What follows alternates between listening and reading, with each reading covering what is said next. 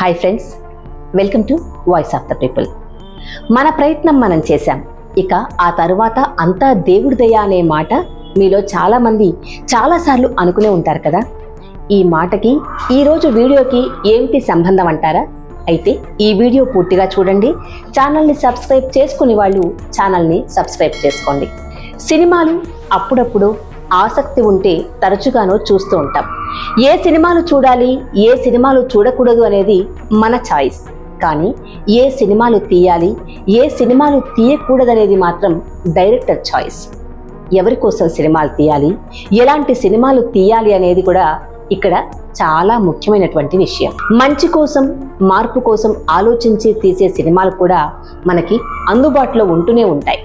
అలా వచ్చిన అబ్ తో సబ్ భగవాన్ భరోసే సినిమాను విశ్లేషణాత్మకంగా చూసి ఐక బాలాజీ గారు అందిస్తున్న సమీక్ష మీకోసం.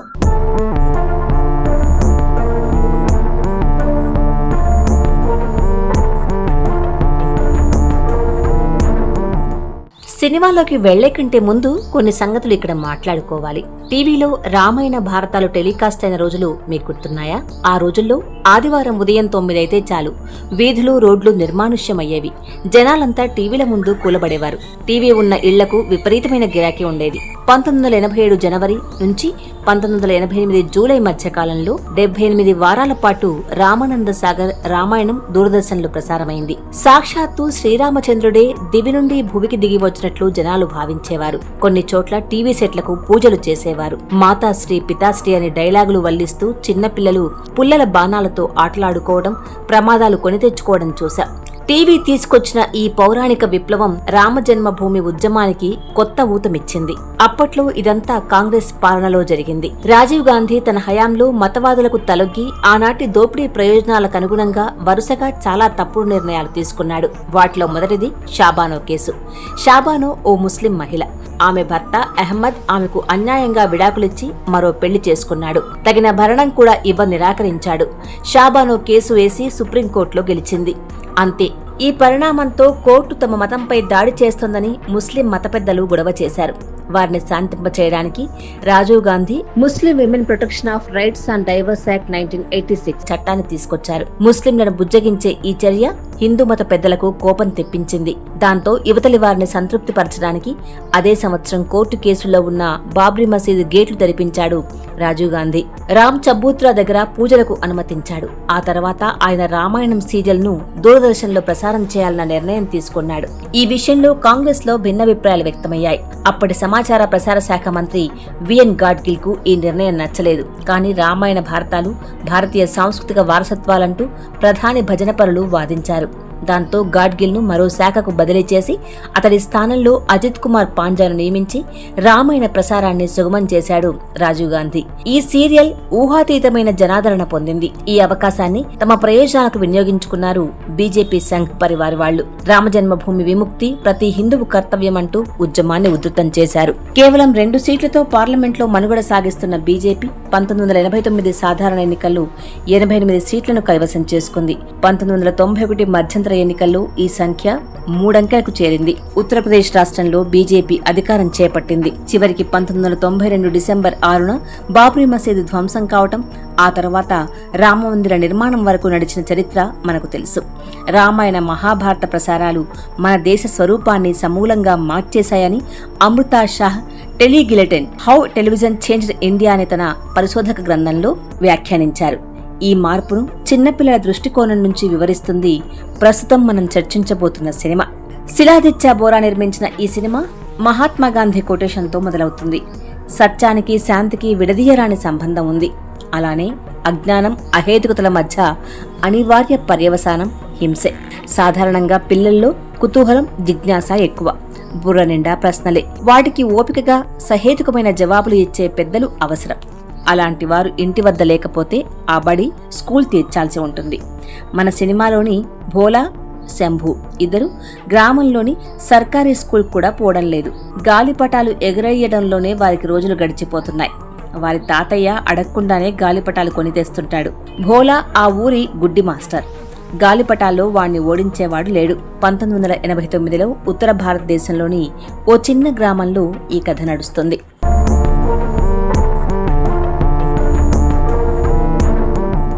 భోలా శంభులు కజిన్ బ్రదర్స్. ఇద్దరిలోకి పెద్దవాడు భోలా. నిజానికి భోలా అంటే శంకరుడు, అమాయకుడు అని రెండు అర్థాలున్నాయి. వాళ్ళిద్దరూ ఊరి బయట పెద్ద నుయ్యి గట్టున కూర్చొని నూతిలోకి చూస్తూ పాతాళ లోకాల గురించి చర్చించుకుంటూ ఉంటారు. ఈ నూతి కిందనే నరకలోకం ఉంటుంది కదా? శంభు ప్రశ్న. కాదు కాదు, చెప్తా విను. ఈ నూతిలోకి 30 అడుగుల లోతుకి వెళ్తే నాగలోకం వస్తుంది. అక్కడ రకరకాల సర్పాలుంటాయి. ప్రతి సర్పం తల మీద విలువైన వజ్రాలు పొదగబడి ఉంటాయి.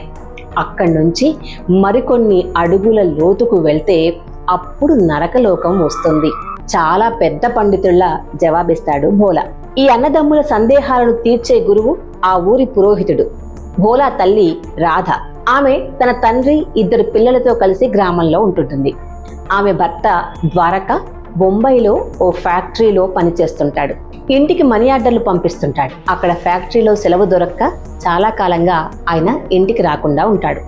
భర్తను ఇంటికి రప్పించాలంటే సత్యనారాయణ వ్రతం జరిపించాలంటాడు పండిట్జీ.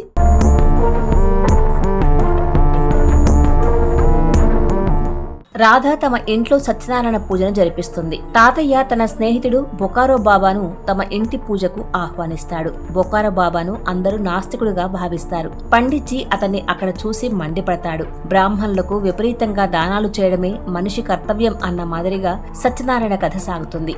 అసలు ఈ సత్యనారాయణ కథ ఏమిటి అని బొకారో బాబా పండిట్జీని చల్లగా ప్రశ్నిస్తాడు. పండిట్జీ వద్ద సమాధానం లేదు. మతం అనేది విశ్వాసానికి సంబంధించింది. దేవుణ్ణే ప్రశ్నిస్తావా అంటూ విరుచుకుపడతాడు పండిట్జీ. సరిగ్గా అప్పుడే రాధ భర్త ద్వారక మూటా ముళ్ళతో ఇంటి ముందు బండి దిగుతాడు. చూసారా, నేను వ్రతం చెరిపానో లేదు, అటు ద్వారక ఇంటికొచ్చేశాడు. అందరూ గట్టిగా సత్యనారాయణ స్వామికి జై పలకండి అని అరుస్తాడు పండిట్జీ.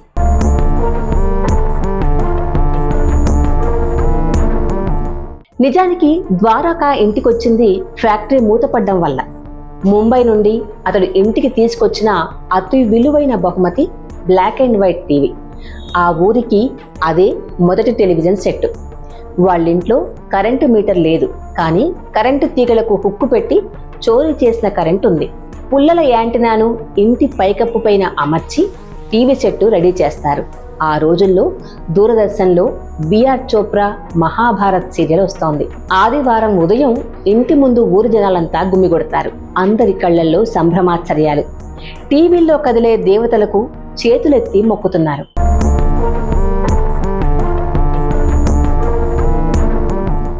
ఆకాశంలో గదలు బాణాల యుద్ధాల్ని గుడ్లప్పగించి చూస్తున్నారు. భోలా శంభులు ధనస్సు బాణం పుల్లలతో కొత్త ఆట మొదలుపెట్టారు. మొత్తానికి ఈ టీవీ సెట్టు వారి అజ్ఞానాన్ని మరింత పెంచేలా తయారైంది. ద్వారకాకు మాత్రం తమ పిల్లలు బాణం పుల్లలతో గాలిపటాలతో గాలివాటంగా తిరగటం నచ్చలేదు. అందుకని తను ముంబైకి తిరిగి వెళ్లే ముందు వారిద్దరిని గ్రామంలోని స్కూల్లో చేర్పిస్తాడు. ఓ రోజు వారి బడికి సీనియర్ అధికారి తనిఖీకి వస్తాడు. గ్రహణాలు ఎలా ఏర్పడతాయో చెప్పగలరా అని ప్రశ్నిస్తాడు. భోలా గబగబా క్షీరసాగర మథనం కథ చెప్పడం ప్రారంభిస్తాడు.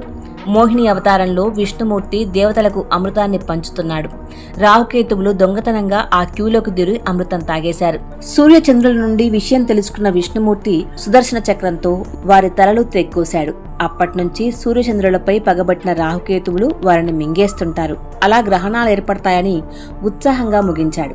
పండిట్జీ ద్వారా అందిన జ్ఞానాన్నంతా అప్పచెప్పేసి అధికారులు తనను మెచ్చుకుంటారని ఆశించాడు. కానీ మీరు పిల్లలకు సైన్స్ చెప్తున్నారా, అమర్ చిత్ర కథ చెప్తున్నారా అని సైన్స్ టీచర్పై కసురుకుంటాడు ఆ అధికారి. ఇంటికొచ్చిన పిల్లకాయలు, అసలు ఈ టీచర్లకు పిచ్చి పట్టిందా? ఆదిశేషుడి తలపై ఉన్న భూమిని శూన్యంలో తేలుతుంది అని చెప్తారా? అసలు శూన్యంలో తేలడం ఎవరికైనా సాధ్యమా? తమ బడి పంతులను అధికారిని తిట్టుకుంటారు.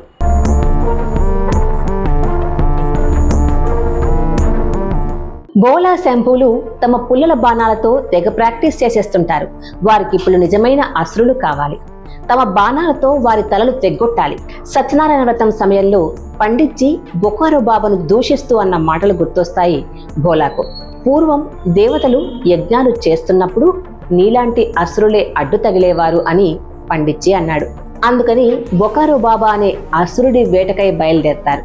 ఒక బాణం పుల్లవేసి అతడి చేతికి చిక్కిపోతారు. అతడు వారిని కొట్టకుండా తిట్టకుండా తన దగ్గరున్న రేగుపళ్లను వాళ్ళకిచ్చి హితవు చెప్తాడు.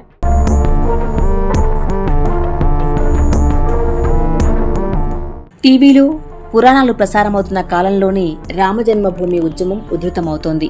బోలా తన తల్లితో కలిసి ఓ జాతరకు వెళ్తాడు. జాతరలో ఓ నాటకం చూస్తాడు. ఒళ్లంతా గాయాలతో ఉన్న ఓ పాత్రధారి ఆ నాటకానికి సూత్రధారిగా తన కథను వినిపిస్తాడు. నేడు నా దుఃఖపు గాథను వినండి అని కథ ప్రారంభిస్తాడు. ఒకప్పుడు అఖండ హిందూ దేశం ఉండేది. శ్రీరాముడు, శ్రీకృష్ణుడు ఈ నేల మీదే సంచరించారు. ముస్లింలు ఈ నేలను ఆక్రమించారు. మన మందిరాలను పడగొట్టారు. హిందువులంతా ఐక్యమవ్వాలి. రామజన్మభూమిని విముక్తి చెయ్యాలి. జై శ్రీరామ్ అని ముగిస్తాడు ఆ పాత్రధారి. ఈ విద్వేష విష భావజాలం భోలాకి ఆకర్షణీయంగా కనిపిస్తుంది. జాతర నుండి తిరిగి వస్తున్నప్పుడు వారి వాహనాన్ని రామభక్తులు ఆపుతారు. మందిరం కోసం చందాలడుగుతారు. అందరూ ₹1 చందా ఇస్తే భోలా తన మామయ్య తనకిచ్చిన ₹10 నోటును దానం చేసేస్తాడు. ఆ రోజుల్లో సాగిన ఉద్యమ ఫలితంగా ఊరూరా కరసేవకులు పుట్టుకొచ్చారు. భోలా, శంభూలు తమ కుతూహలం కొద్దీ రహస్యంగా అవతలి ఊళ్ళోని అసురులను చూడ్డానికి వెళ్తారు. టోపీలు ధరించిన జనాలు మసీదుకు పోతుండగా చూస్తారు. మాంసాన్ని అమ్ముతున్న కసాయి వాళ్లను చూస్తారు. తిరిగి వస్తున్నప్పుడు పొలం గట్టున ముస్లిం కుర్రాళ్లతో వాదనకు దిగి గాలిపటాల పందెం కడతారు. గుడ్డి మాస్టర్ శంభు జై శ్రీరామ్ అని అరుస్తూ అవతలి వారిని వెక్కిరిస్తూ పందెంలో పాల్గొంటాడు. కాని తనే ఓడిపోతాడు. ఈసారి వేలాకోలం చేయడం అవతలి వారి వంత అవుతుంది. పిల్లలు కొట్లాడుకుంటారు. కొద్ది క్షణాల్లో అది 2 మతాల మధ్య గొడవగా మారుతుంది. ఈ గలాటాలో శంభు తలకి దెబ్బ తగిలి అతడు ప్రాణాలు వదిలేస్తాడు.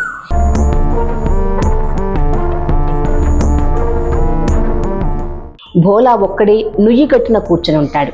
తన సోదరుణ్ణి మర్చిపోలేకపోతుంటాడు. చెరువు లోపలి పాతాళ లోకం నుంచి శంభు తనతో మాట్లాడుతున్నట్టు భ్రమిస్తాడు. తమ్ముణ్ణి తలుచుకొని వెక్కి వెక్కి ఏడుస్తుంటాడు. అసురుడు అనేవాళ్ళు ఎక్కడో ఉండరు, మన లోపలే ఉన్నారు. ప్రపంచం బాగుండాలంటే మన లోపలి అసురుల్ని ఎప్పుడూ బయటికి రానియకూడదు. బొకారో బాబా మాటలు అతనికి ఇప్పుడు అనుభవపూర్వకంగా తెలిసింది. మరి పెద్దవాళ్లకు ఈ కనువిప్పు ఎప్పుడు కలుగుతుందో.